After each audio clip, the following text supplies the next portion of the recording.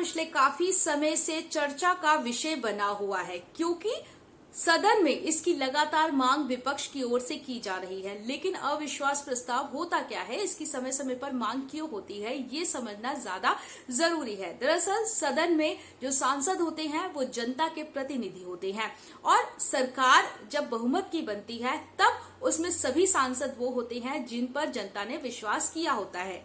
ऐसे में जनता का विश्वास अभी भी सरकार पर बना हुआ है या नहीं बना हुआ है, इसको लेकर समय समय पर अविश्वास प्रस्ताव जो है वो सरकार के खिलाफ लाया जाता है। और मोदी सरकार के खिलाफ ऐसा पहली बार नहीं है कि अविश्वास प्रस्ताव लाया गया है। इससे पहले भी 2019 से पहले भी मोदी सरकार के खिलाफ अविश्वास प्रस्ताव लाया जा चुका है। अब मणिपुर के मुद्दे पर विपक्ष की ओर से लगातार मांग हो रही थी कि अविश्वास प्रस्ताव लाया जाए। सरकार की ओर से चर्चा की मांग की जा रही थी, बहस की मांग की जा रही थी। विपक्ष मांग कर रहा था कि मणिपुर के मुद्दे पर कि आखिरकार सरकार को अपनी बात रखनी चाहिए, बहस करनी चाहिए, क्योंकि मणिपुर जिस तरीके से जला, वहां पर जिस तरीके से वीडियो सामने आया, महिलाओं को निवस्त्र करके घुमाया गया था, इसको लेकर तमाम जो सवाल हैं वो अब सरकार की प्रतिष्ठा पर उठ रहे हैं। ऐसे में विपक्ष की ओर से लगातार मांग की जा रही थी अविश्वास प्रस्ताव लाने के लिए, और कांग्रेस के उपनेता गौरव गोगोई की ओर से इस अविश्वास प्रस्ताव को लाया गया। दरअसल अविश्वास प्रस्ताव को लाने के लिए लोकसभा और राज्यसभा में कम से कम जितने भी सांसद जो बैठते हैं उनके 50% का समर्थन चाहिए होता है इस प्रस्ताव को लाने के लिए। जब यह प्रस्ताव लाया गया और 50% जो सांसद थे उन्होंने अपना समर्थन दिया इस प्रस्ताव को लाने के लिए, उसके बाद जो स्पीकर थे ओम बिरला, उनकी ओर से सहमति दी गई कि इस प्रस्ताव को लाया जाए। अब 10 दिन के अंदर अंदर सरकार को जवाब देना होगा अविश्वास प्रस्ताव जो आया है, और प्रधानमंत्री नरेंद्र मोदी की ये जवाबदेही बनेगी कि वो सदन में आए और मणिपुर जो भी मुद्दा विपक्ष की ओर से दिया जाता है अविश्वास प्रस्ताव को लेकर उस पर चर्चा की जाती है। और इस समय जो मुद्दा गर्म है वो मणिपुर का मुद्दा माना जा रहा है।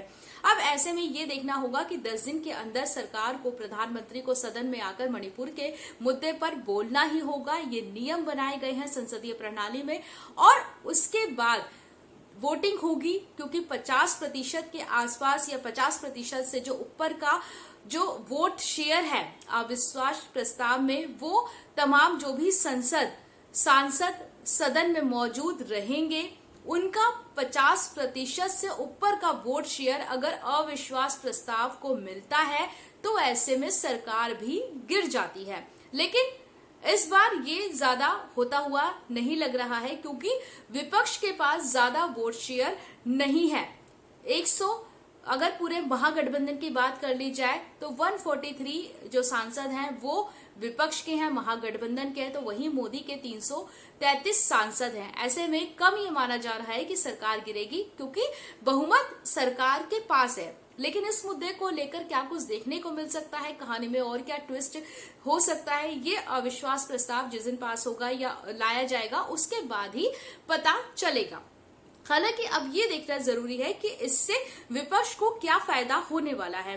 दरअसल लोकसभा में या राज्यसभा में जो भी विपक्ष के नेता होते हैं वो भी जनता के प्रतिनिधि होते हैं। ऐसे में किसी भी मुद्दे पर उनका भी पूरा अधिकार बनता है कि वो अपनी बात रखे, जनता की जो आवाज है उसको सदन में उठाए। इसी को लेकर, मणिपुर मुद्दे को लेकर विपक्ष की ओर से भी लगातार मांग की जा रही है कि मणिपुर के मुद्दे पर प्रधानमंत्री सदन में आए और बोले, लेकिन ऐसा होता हुआ फिलहाल नहीं दिख रहा है। राज्यसभा में जिस तरीके से राज्यसभा के सभापति की ओर से ये कहा गया कि कई जो नियम होते हैं उनको लेकर, अविश्वास प्रस्ताव को लेकर, मणिपुर के मुद्दे को लेकर चर्चा की जाएगी। पहले ये कहा गया कि 156 जो एक्ट है उसके तहत चर्चा की जाएगी, जिसको लेकर जब मल्लिकार्जुन खड़गे हैं कांग्रेस के नेता, वो बड़े बौखला गए, क्योंकि इस एक्ट के तहत तकरीबन 2.5 घंटे का समय मिलता है किसी भी विषय पर चर्चा करने के लिए, और उसमें वोटिंग भी नहीं होती है।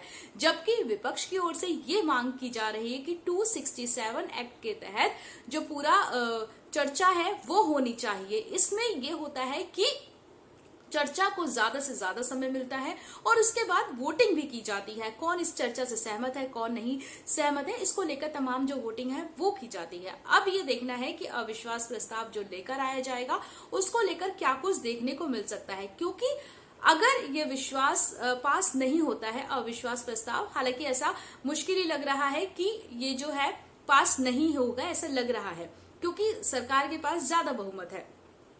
तो इसको लेकर लोकसभा इलेक्शन जो 2024 के आने वाले हैं उसको लेकर बीजेपी को कहीं ना कहीं फायदा मिल सकता है और इस मुद्दे को उठाया जा सकता है कि किस तरीके से बहुमत अभी भी बीजेपी के पास में है।